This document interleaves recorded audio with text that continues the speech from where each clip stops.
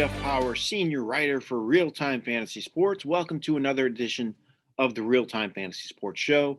On today's show, I'm going to give you 5 takeaways from week 14 of the fantasy football season.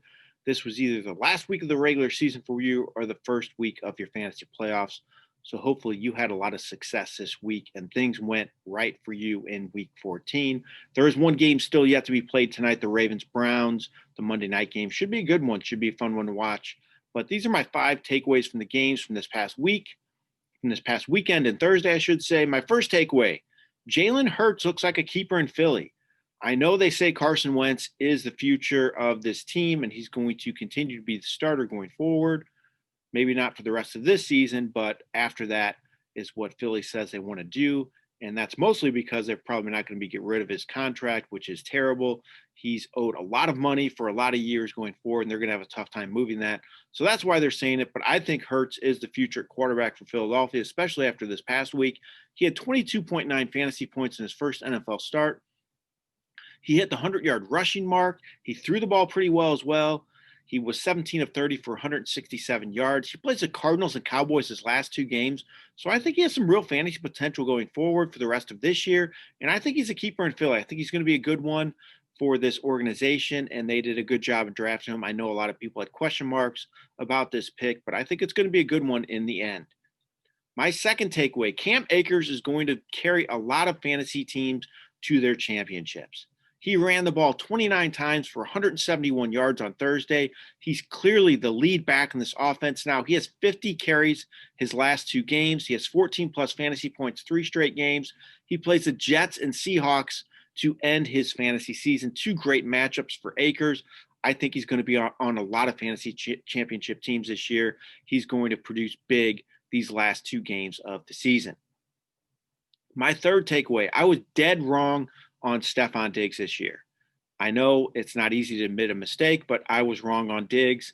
He has exceeded my expectations. I thought his move to Buffalo was a poor one, moving from a pass-friendly offense, an offense that had a lot of success throwing the ball in Minnesota, to a Buffalo offense that didn't have quite the success and an unknown quarterback in Josh Allen, who had not been great his first 2 seasons in the league. Again, I know he was a good runner, made some plays throwing the ball, but overall as a quarterback, he wasn't great. But he's made huge strides this year. He's clearly an elite NFL quarterback, and Diggs is his number 1 target, and he's been phenomenal. He's the first player in the NFL to reach 100 receptions. He has 10 catches, 3 of his last 4 games. He has at least 6 receptions, all but 1 game this year. He was picked as a number 2 fantasy receiver for most people in the 5th or 6th round. So all those owners that got him are going to be loving it in the fantasy championships this year because Diggs likely led their teams to the championship because he's having just a phenomenal season. My fourth takeaway, Mike Gesicki is emerging as a top fantasy tight end. First off, let's hope his shoulder injury isn't a big deal. We haven't gotten an update on that quite yet. That's something to watch because he was hurt in Sunday's game. But besides that injury, he's been great the last few weeks, just making spectacular catches. He had 2 touchdowns in this game, 5 catches for 65 yards. He has touchdowns 3 straight games, 23-plus fantasy points 2 straight games. And I think Tua is a big reason for this. He loves looking at the tight end. He's given Gesicki a lot of weekly looks. It's a big plus having Tua as a starting quarterback, which is likely going to be the case for years to come for Gesicki.